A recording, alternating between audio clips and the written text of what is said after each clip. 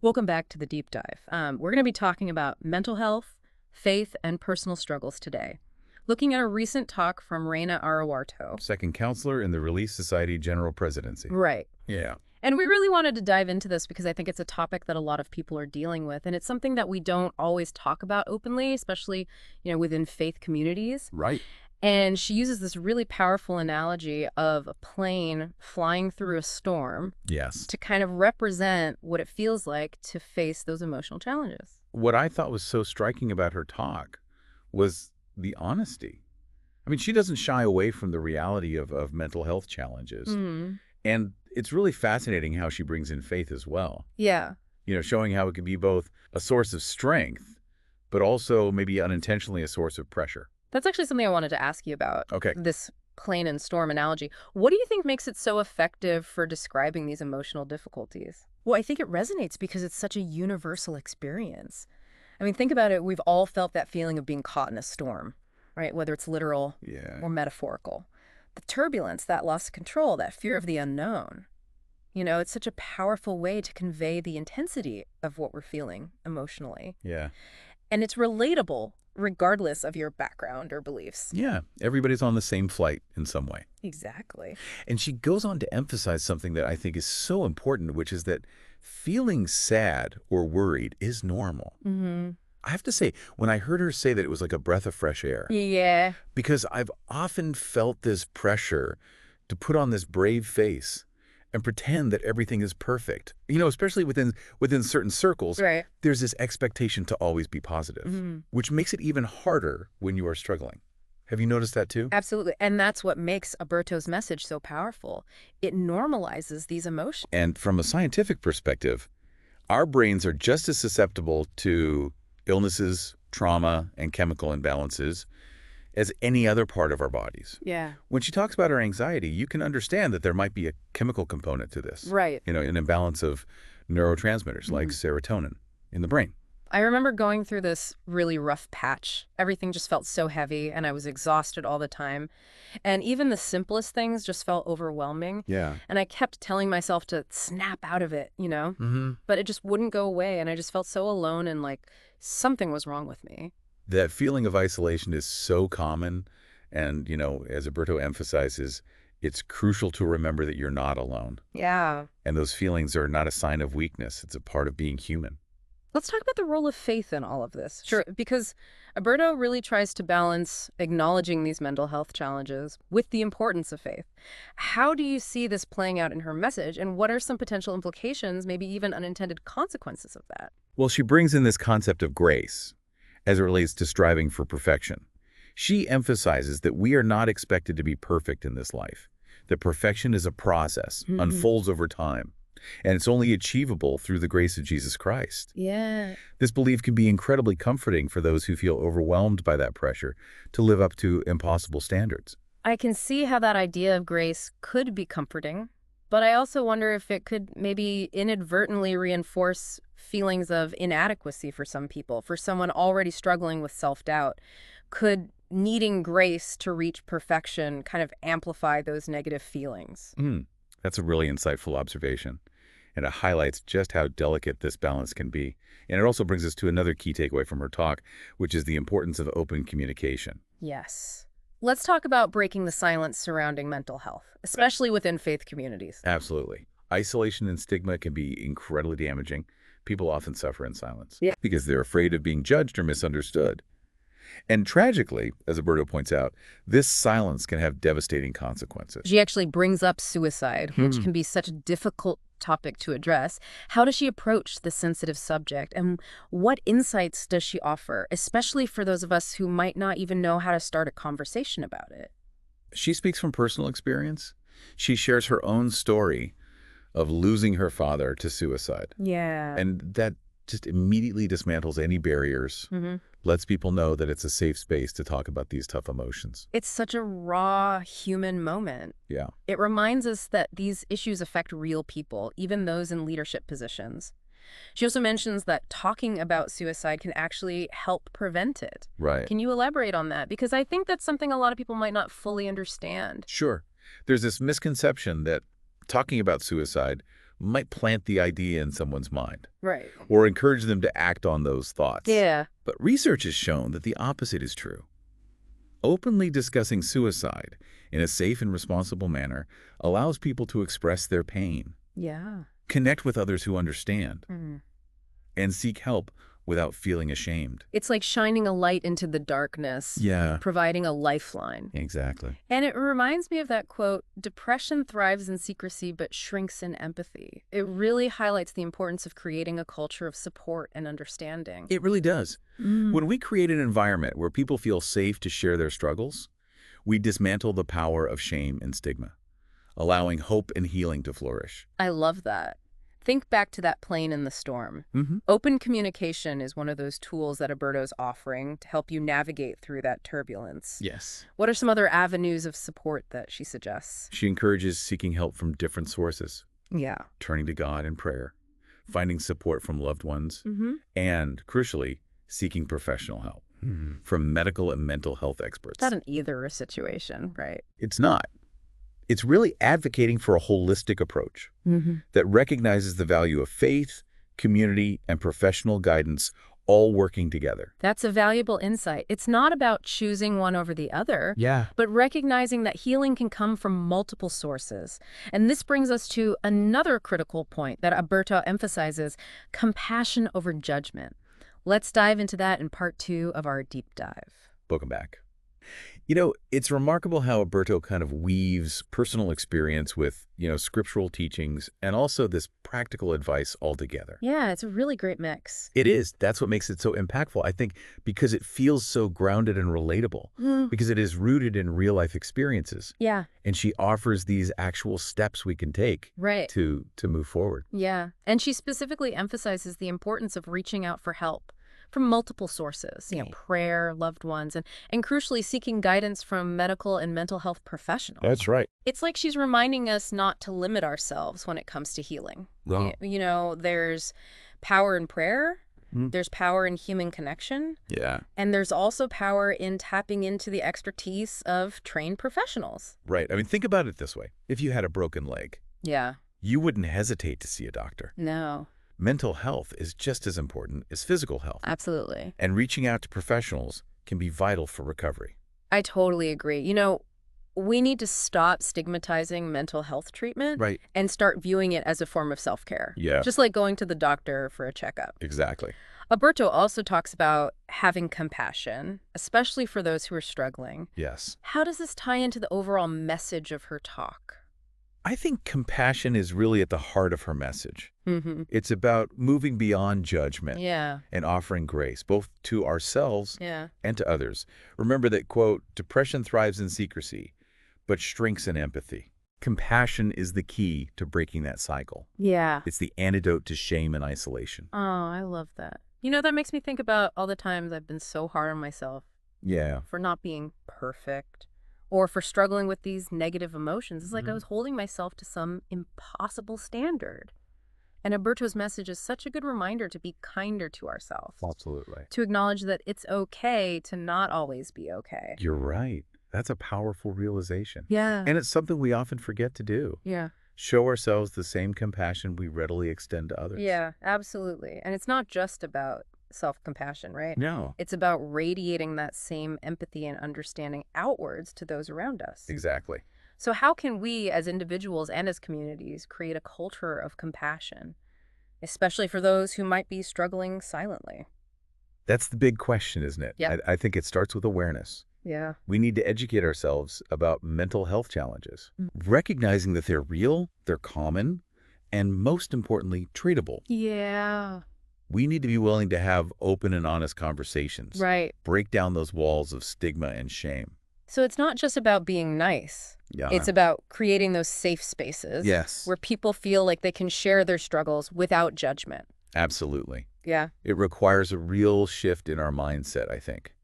We need to stop seeing mental health struggles as personal failings Yeah. and start understanding that they are health conditions Right. that deserve care and support. It's about replacing judgment with curiosity. Yeah. Instead of assuming we know what someone is going through, approaching them with a genuine desire to understand their experience. Yes, and that simple act of listening with love Mm-hmm.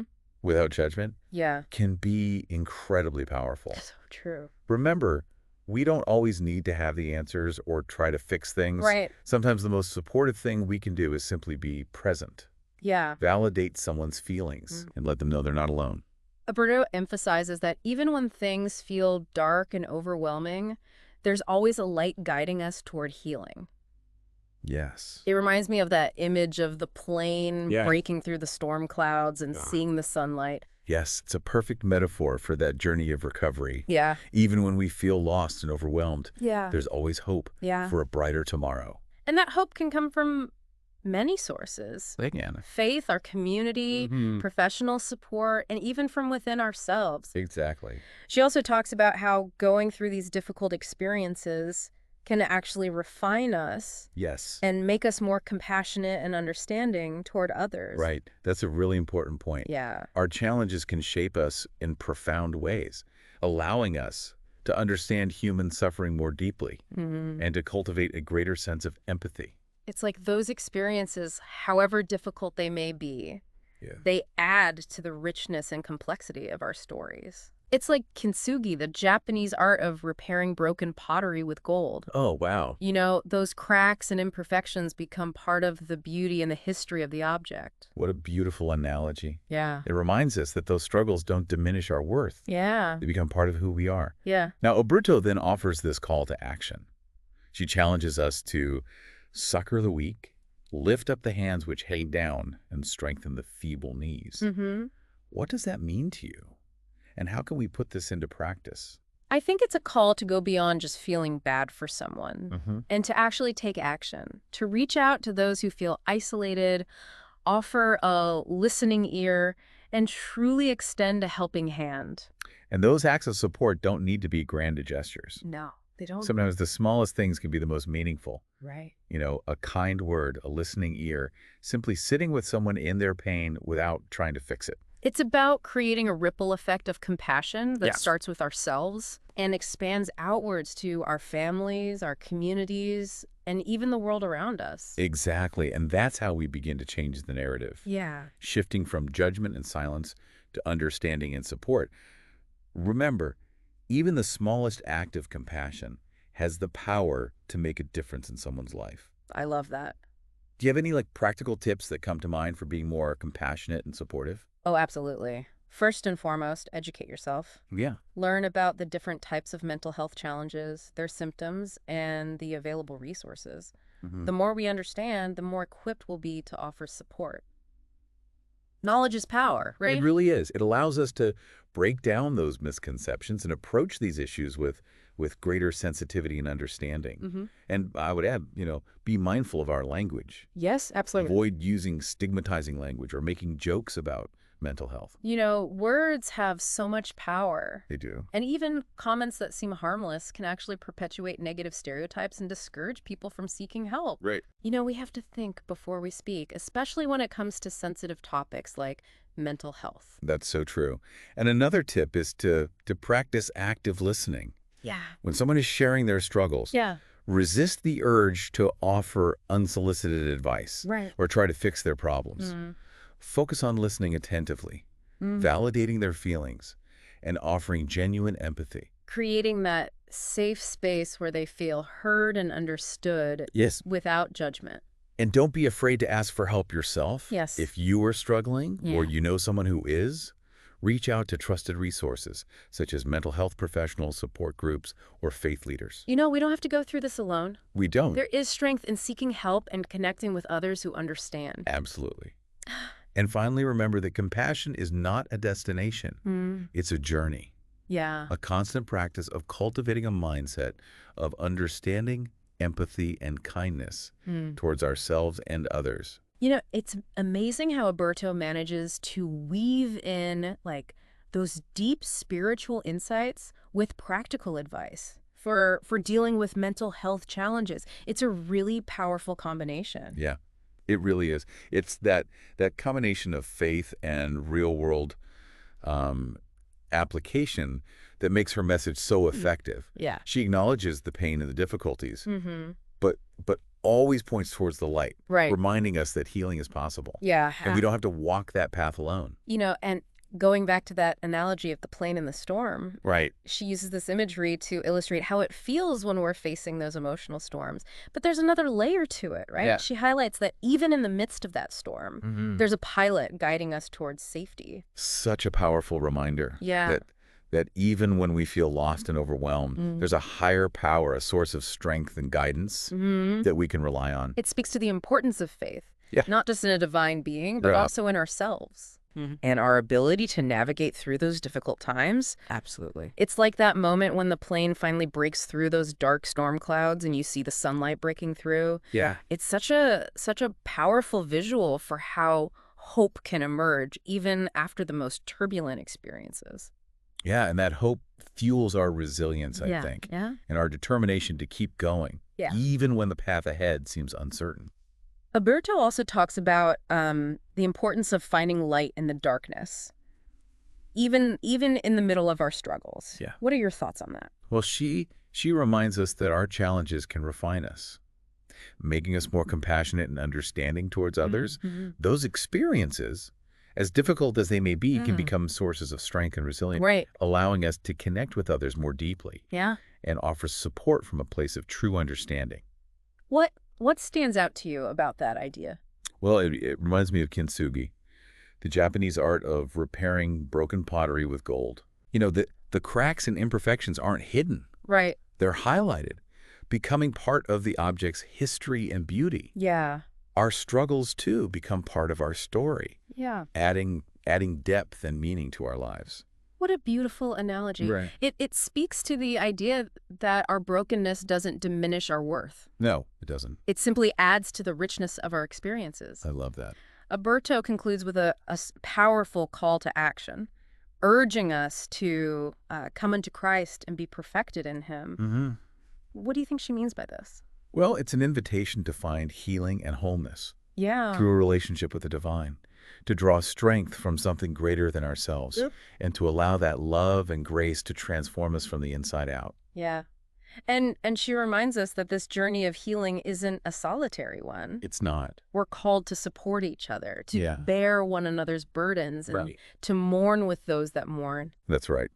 As we wrap up this deep dive into Aburto's message, let's recap some key takeaways for our listeners. Yeah, absolutely. Okay, so first and foremost, mental and emotional struggles are common. They're not a sign of weakness or a lack of faith. Yeah. They're part of the human experience. And it's okay to not be okay. So true. Open communication is crucial Yes. for breaking down stigma Yeah. and fostering understanding, Yeah. creating safe spaces where people feel comfortable sharing their struggles. Yes. It dismantles the power of shame and isolation. We also need to remember that seeking help from various sources is essential, Yeah, including professional help. absolutely. There's strength in acknowledging our need for support and reaching out for guidance. Right. And finally, compassion and empathy are vital, both for supporting ourselves and for supporting others. Couldn't agree more. Let's all strive to create a culture where individuals feel loved, accepted, and supported, regardless of their struggles. We've covered a lot of ground in this deep dive. But I think one of the most important things we can take away from Aburto's message is that every act of compassion, no matter how small, can make a difference. Absolutely. A listening ear, a kind word, a willingness to walk alongside someone in their darkness. These simple acts can plant seeds of hope and healing. They really can. As we conclude our episode, I want to leave you with a question to reflect on. Considering what we've learned from Aburto's talk, how can we as individuals and communities better support those who may be silently battling mental health challenges? What small but meaningful actions can we take today to make a difference? Remember, change starts with each of us by choosing compassion over judgment, Yes. understanding over stigma, and action over apathy. Right. We can create a ripple effect of hope and healing that extends far beyond ourselves. Absolutely. Thank you for joining us on this deep dive. We encourage you to continue exploring these important topics and to engage in conversations about mental health within your own circles.